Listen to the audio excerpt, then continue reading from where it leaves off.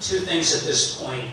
We're doing well with time in terms of what we planned for the evening. I want to say at this point, I mentioned it earlier, anybody who wants to connect with others in this room to form a peer study group, we're going to send out an email to everybody who registered about how to get on. We just created a message board. And I've never done a message board before, but we set it up in the last couple of days, and it's very accessible. And you'd be able to post your interest in meeting up with other colleagues and social workers, whether it's from your borough or however you want to express it, and you can see who else is looking for connections for forming study groups. And we had thought about breaking out right here in this room to do that, but we thought it might be just a little bit too chaotic to do it with this many people in the room, and we couldn't get any breakout rooms from 4 to classrooms because the school is completely booked. There's classes going on throughout this building, so there's no possibility of that. So we thought doing this online with the message board would be the best way we could do it. It can work. You're also going to be welcome to contact the NASW office if you have concerns or questions. I'm going to try to be responsive to you. What we thought we would do that would be helpful for the evening, and some people had different opinions about this, is that we thought it would be helpful if we had a question and answer period. A few years ago we had a teach-in. The room was just as filled as this. And we had a question and answer period at this point in the program, and we went quite a long time answering everybody's questions. So let me just ask, are there people in the room that would like to ask a question? I mean, maybe people don't want to ask a question.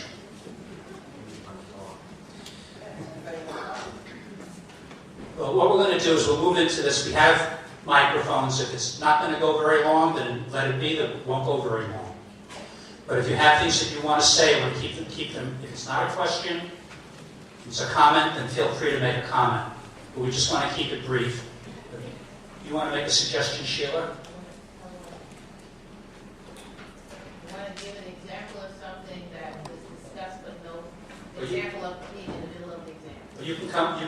You can be first. Okay, so we're going to get started. If questions do come, then we will ask members of the panel to respond. I'm going to ask for maybe some limitation on that. It depends on how many questions there are. So, Sheilah, please share what you. Okay, so I think that we got a lot of good suggestions on what to do and how to handle things. I think you also heard visualization that may help you or not help you.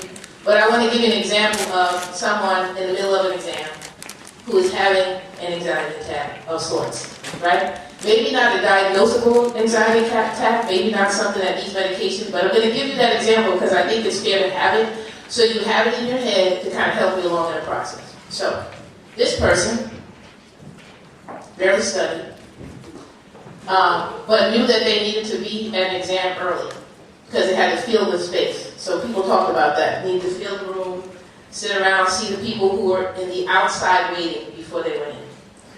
The person sits down, knows they like to sit near a window. They need light. Very important. Needed water. Right? Person is sitting there and they're taking an exam.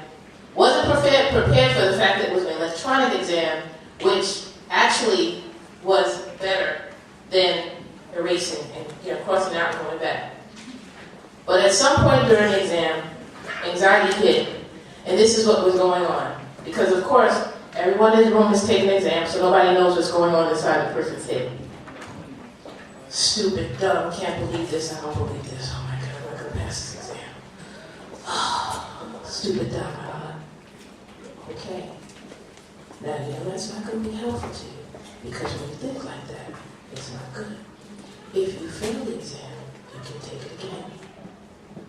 Goes back to the questions, having a hard time, feeling like they don't get it. It's just too difficult. Again, stupid, dumb, I don't believe this. Oh, stupid, dumb, what does this mean? Least likely, most likely. it is a discharge planner. That's right. This is describing a hospital and a discharge planner. So what a discharge planner would do is something different than what someone might do at an agency. Okay. I think I got this. What do you mean they're sending this guy home when his family is full of alcoholics and he's an alcoholic and he has to go back home to that house? I don't get this. I don't understand this. These people are stupid. Okay, you gotta pass this exam. You gotta pass the exam. Come on, let's go. Okay. That doesn't work. If you pass the exam, you can take this over, and you can take it over for free.